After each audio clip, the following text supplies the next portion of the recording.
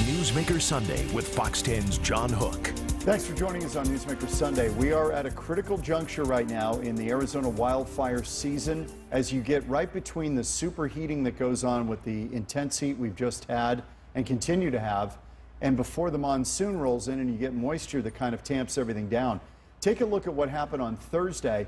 This was the firefight that went along I-17 and the Loop 303. Made a mess of traffic. Look at that drop right there, slurry drop.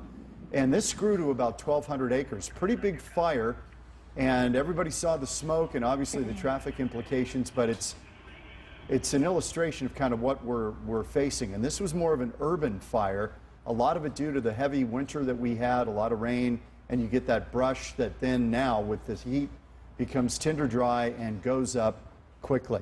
Two people joining us today on Newsmaker Sunday who know a lot about this. Tiffany Davila from Public Affairs, Department of Forestry and Fire Management, and Adrianna Harrington, who's also with Forestry and Fire Management of the state of Arizona. Thanks to both of you. Thank you for having us on. Is this a big fire season that we were looking at going into it? Because I feel like right now we're almost across the bridge if we can get to the monsoon. Yeah, if we can get to the monsoons, we're almost there. We're almost in the clear. The state forester early on in March predicted that southeastern Arizona was going to be very active. We saw a lot of moisture down in that area. We saw a lot of moisture across the state, but particularly in southeastern Arizona, now we have excess fuels. The fuels, all of the moisture created all of the excess fuels, which in turn are now creating hazardous conditions for firefighters out there. And we're seeing that with multiple fires that are still burning in southeastern Arizona. Yeah, we've got almost 20 fires kind of quietly burning around the state. You've been out there, Adrianna. How tough is it to fight these kinds of fires when you're dealing with just the brush, the stuff that we saw in the loop, you know, the Loop 303 and I-17? That's got to be difficult because it can move, it can really race on you. It can, and you really want to fight the fire aggressively with all safety measures in place, but you also want to think about the firefighters on the ground, right, the air tankers in the air, and also the traffic going by. So we had to close those roadways down to make it safe and make sure it didn't jump. So we utilized the air tankers that we had, and the firefighters we were able to get there without running into any traffic. It's backbreaking work that you guys do, and you did it for many years, and it is hands-on. You've got to dig fire line, and there's just no other way around it. It's tough work. It is tough work, and especially in this country with the rains we did have last year, and it's pretty thick vegetation. That's why we do have our grant programs to try to mitigate some of the fuels before the fire season does come. That has really made a difference, hasn't it? It really has. We do a lot of thinning and the stuff. Yep. It's made a difference. It really has. We do a lot of fuels mitigation work, and Adrianna can speak better of this, but we do a lot of work throughout the year. We're trying to reduce fuels across the state, and we have a lot of programs in place that will help smaller fire districts get into their communities and help those homeowners in those neighborhoods and HOAs that maybe can't afford to reduce some of the fuels in their areas. When you're talking about that, we're talking about cutting, right? We're talking about trying to. Now, what about controlled burns? Because there's been, we've had some spectacular fires started because of controlled burns. We have, and we've discussed this before. Not all wildfire is bad. We also try and do a lot of prescribed burns throughout the year. That also helps reduce the fuels. But we do those we know what the conditions are going to be like at the time we do those fires. We do them early in the morning. We make sure we're not burning on windy days. Just like we ask the public if they're out burning their garbage or their trash or their fuels as well. We have a lot of safety measures in place. We have a plan in place when we're doing prescribed burns to make sure that, yes, they don't get out of control. Let's take a look. This is Christy Siefkin kind of running down some of the fires burning in Arizona right now. First, the lizard fire burning in southeastern Arizona has now scorched more than 14,000 acres. Crews worked into the night to keep the flames from reaching a nearby church camp. But they say other buildings are still in danger. The fire is 5% contained and more than 300 firefighters are battling the fire.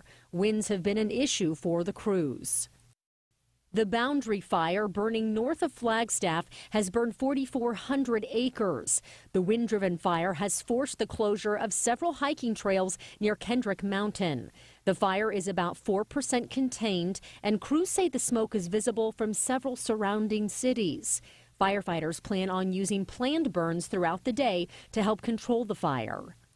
And the Fry Fire, burning southwest of Safford, is up to 300 acres. The fire is at 0% containment.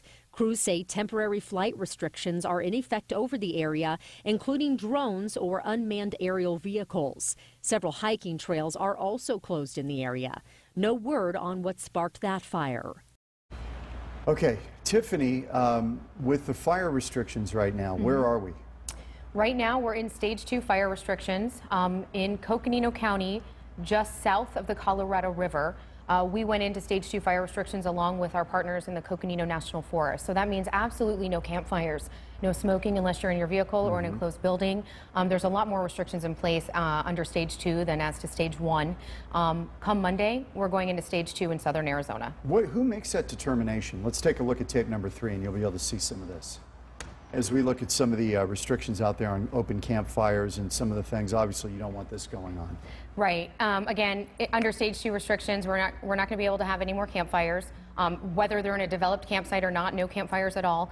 It's a lot of the fire managers, a lot of our cooperators, the Coronado National Forest, the Bureau of Land Management. Oh, you all get together We and all decide. get together. We all decide when we're going to go in. It just makes it easier for all of the agencies if we all go in at one time. So come Monday, we're all going to be going into stage 2 restrictions. Adrianna, how big of a threat out there are just vehicles traveling up and down the road? Cigarettes out the window, people dragging chains on their trailer that sets off a spark, somebody pulling off the road and their catalytic converter sets some grass on fire. This is all the stuff you guys deal with, right? Yes, we deal with this on a daily basis. There's also the folks that try to go off the grid or get off road and go camping. They love to explore, especially in this state. So we do try to ask you to stay on paved roads at this time during the fire restrictions and just be cautious. There's plenty of people out trying to fight the fire, but if we can't get to it, it makes it grow a lot faster. One of the fires that was particularly interesting was the Highline fire. We'll show that tape number 4. This was burning up in the same footprint as the Old Dude fire in 1990 that sadly killed firefighters from that Perryville crew. Right. Which was the worst incident we'd had in Arizona until Yarnell Hill. What did we see up there? What did we observe up there in an area that had already burned out 20 years ago? You know, it was burning through that Dude fire scar, so it made it a little bit easier as far as controlling the fire. It didn't run on you as much. It didn't run as much, but again, firefighters had to be concerned about the winds. There were winds in that area, you know, along with more dry lightning coming through. Even though we are moving into monsoon season, we're seeing the early stages of just dry lightning. So now that's starting to be a concern for firefighters as well, is the dry lightning. But fortunately, the Highline fire is, you know, almost contained, and they really did do a wonderful job on that fire. And that was potentially a threat to homes and cabins and stuff if you don't get a handle on it. Exactly, and a great story out of that, and Adrianna can talk a little bit more about that, is the grant program that we utilize obviously helps local fire districts and smaller rural fire districts. And one of those fire districts out there was able to buy some water bladders to put out in some neighborhoods. So in turn, those water bladders make the water tenders, you know, fill up their engines and their trucks with those water bladders. They also went as far as putting a dip tank in. So the money that we gave them utilized them to buy all of that equipment.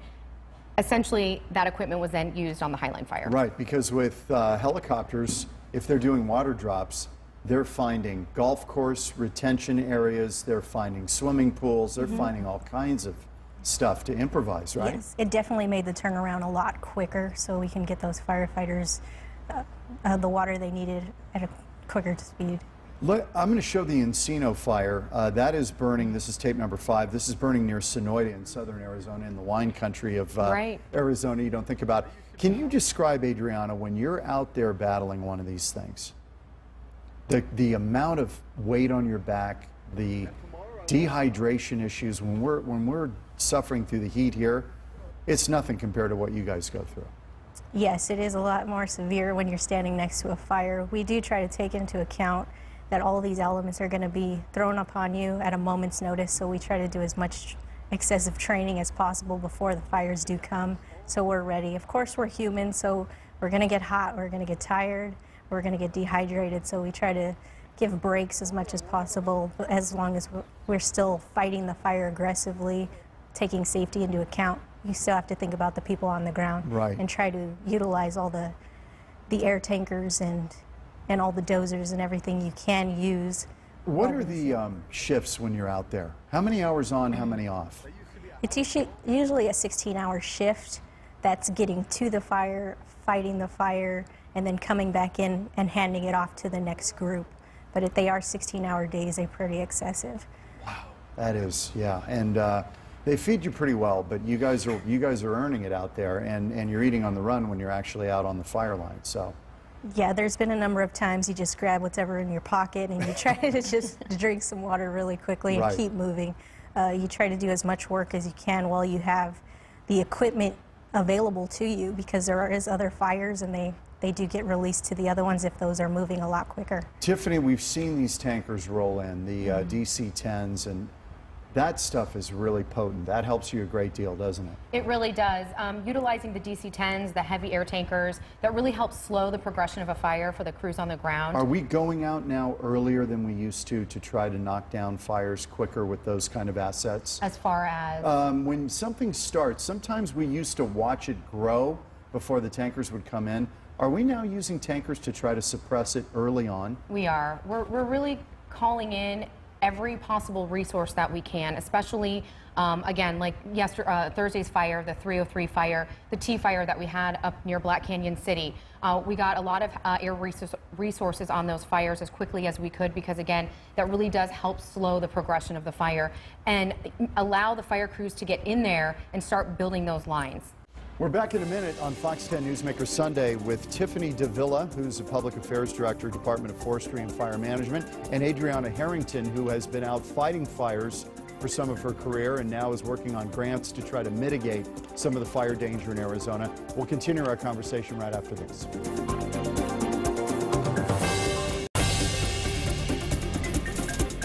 Back on Newsmaker Sunday, talking about the fire season in Arizona with Tiffany Davila, who's the Public Affairs Director, Department of Forestry and Fire Management, and Adrianna Harrington, who fought fires out on the lines. She's with Forestry and Fire Management as well. Let's show a little bit of tape number one. This was a 303 fire that burned earlier this week and was a trouble spot. When you get fires in the urban area, that presents some different challenges than what you're dealing with up in forest, right? It really does, because you have all the air traffic with all the airports, and you have all the freeways around, so you have plenty of traffic trying to go up to the high country for the weekend. So you have all these elements of people just moving around in a two-lane highway. The good thing is, though, you can use the highway as a fire break, right? It's a help in a way. That did a tremendous amount of help this weekend. That's why we put the roadblocks in place so we can utilize those roads and do the rest of our burnouts and air operations while we had those key targets, and we could still fly the planes during the day. We see the crews amassing in some of that video. When we think fire, the lay person thinks, okay, fire burning, put water on it. That's not how you fight a wildland fire. It's a component of it, but that's not the biggest part. It is one of the components. We even utilize the winds, the terrain, anything we can. We use dirt to mix things up. Anything we can get our hands on to get this out and keep the public safe. And you got to dig line. You do have to dig line. When we talk containment, that means how much of a line is around that fire area? Yes, we really try to box in the fire and keep it in a remote location so we can keep an eye on it and keep everybody in view so we can keep everybody safe. We hear these terms, back burn. Yes. You call it something else, don't you? Burnout operations. Burnout operations. Yes. Which is kind of burning, you start a fire to burn into the fire area so it has no way to advance. Exactly. So we try to cut it off and take a good buffer in between our contingency line and the fire so we get a good amount. So the wind, if it picks up, it doesn't take it any farther across that highway, as you were talking about on the 303. So we have a good amount of space. So when the winds do pick up, we're prepared for it and we don't get taken advantage of by the fire. How dangerous is it, this work? It's very dangerous, especially in this weather with a lot of moving parts. So you have the air tankers, you have vehicles, you have dozers, you have engines, you have weather, you have fire, you have winds, you have rocks, you have snakes, you have a little bit of everything. And for the crews on the ground, we talk about the Yarnell Hill fire. We lost 19 firefighters 3-4 years ago. Can you see, because you've been out there, how easy that can happen? I do. There's a lot of crosswinds we're working with right now, especially with the monsoon season, the dry lightning. All the vegetation is overgrown, so that's why we try to utilize these grants and get some cutting in so we don't have any tragic events like that happen. I want to take a moment, because we'd be remiss if we didn't. Courtney Griffin went to the Yarnell Memorial when they opened it. This was back in November of last year. The event, of course, happened in 2013. Take a look at this.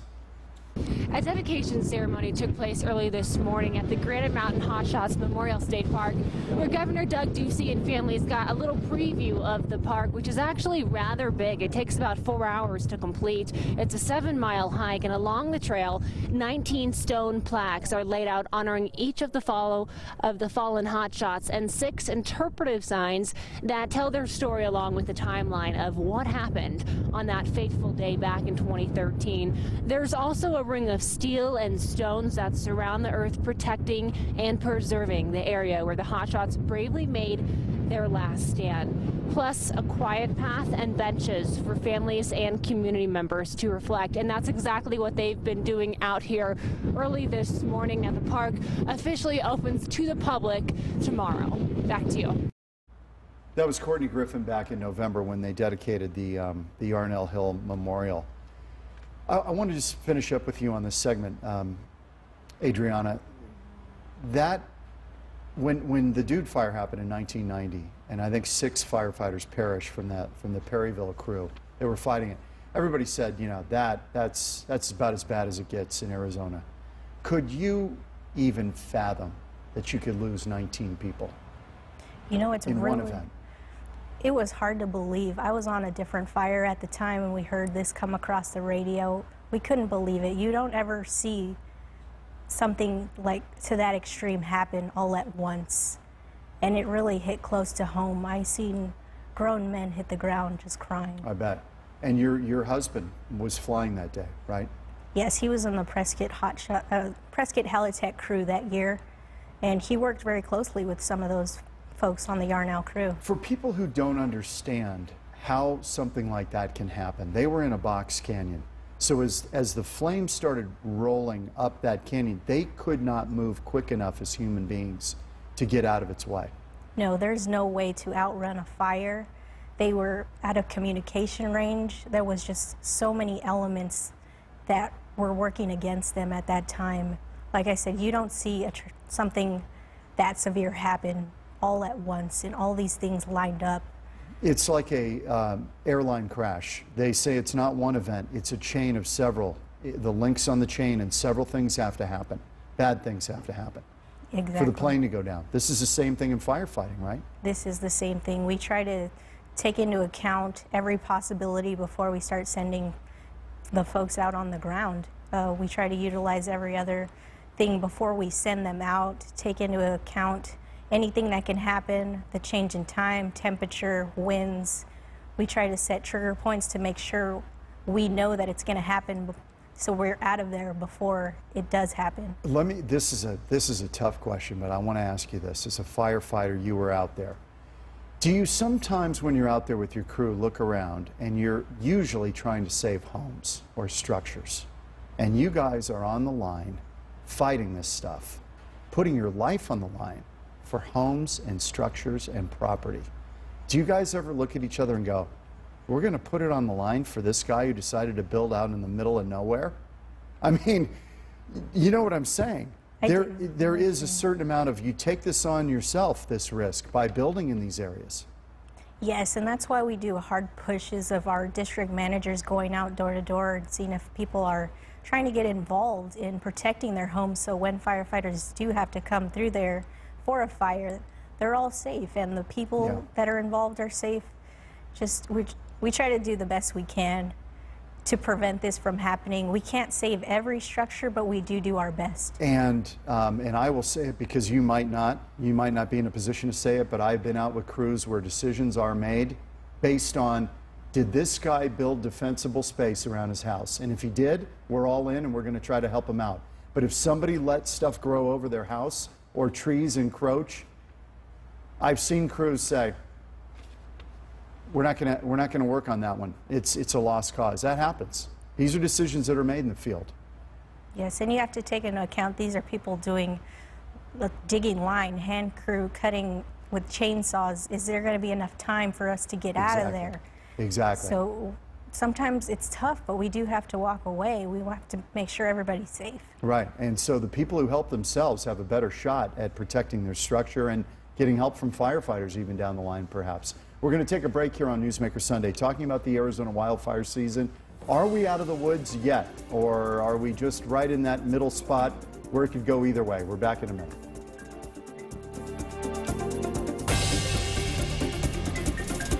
Final moments on Newsmaker Sunday, talking about the Arizona wildfire season. Tiffany Davila is the Public Affairs Department of Forestry and Fire Management. Adrianna Harrington fought fires out on the front lines, wildland fires, and she's with Forestry and Fire Management. Tiffany, we talked about this before we went on for a moment. When you have a big winter, then you get this brush and growth around the urban areas. When you get the big winters where you get a lot of snow and rain, does that lend itself to more urban type fires, and then maybe it kind of eases things off in the high country a little bit? It could. I mean, we saw that this week with the Loop 303 fire. Of course, the moisture that we received this past winter really helped northern Arizona. It really helped dampen the soils. We are seeing a little bit of fire activity up there right now, but it's mostly in the southeastern part of the state that we're seeing the fires. But as far as the urban areas go, a lot of times people don't realize, well, I live in Phoenix. I don't need to create defensible space. You know, especially if you're up in Anthem, if you're in the communities around the 17 or the 303 or down in Buckeye or Tolleson or any of those areas, you're still kind of out there. Right. And we ask everybody to create defensible space, regardless if you're in Flagstaff or if you're in Phoenix. Right, the Cave Creek Complex fire showed that. Yep, the exactly. Troon fire years ago showed that as well. We have communities like Rio Verde. Right. You know, so we want everybody to create defensible space. It's not only a safety, you know, it's not only for the safety of the resident, but for the safety of the fire crews as well. The thing I have never heard in Arizona is anyone come out before the fire season and say, you know what, we're in pretty good shape this year. Yeah, no, I don't think that's ever going to happen. Why is that? Is that truth, or is it just precaution? You know, I think that it's a little bit of both. We try and do throughout the years a lot of fuel mitigation projects across the state. Sometimes we'll do some homeowners and they'll say, okay, well, we're good now. You know, well, what they don't realize is they have to keep up with that. So they need to continue working and they need to continue trimming their trees and mowing their yards. And sometimes they just get complacent and they're like, well, this was already taken care of, we're fine. But that's not always going to be the case. So obviously we don't want to, you know, scare the public at all, but there's always going to be a wildfire season in Arizona. And you want them to be vigilant. And we want them to be vigilant. Adrianna, have you met many people who really know how to put out a campfire correctly? Not many. We do our Firewise events, and I ask everybody, I even ask 6-year-olds, like, what do you need to put out a campfire? They know more about it than the adults do. Give me one tip so that people can take away from the program when you're putting out a campfire. Before you walk away, make sure it's out. Make sure you run the top of your hand over the top of the fire and make sure you don't feel any heat coming out, because it can be festering under there. Then you know it's out. Then you know it's out. Okay. Thanks to both of you. Thank you. Good luck, because we are right in a critical period here before the monsoon starts to roll in and we get the humidity and the rain, hopefully. Thanks again. Thank you. We'll see you next week on Newsmaker Sunday.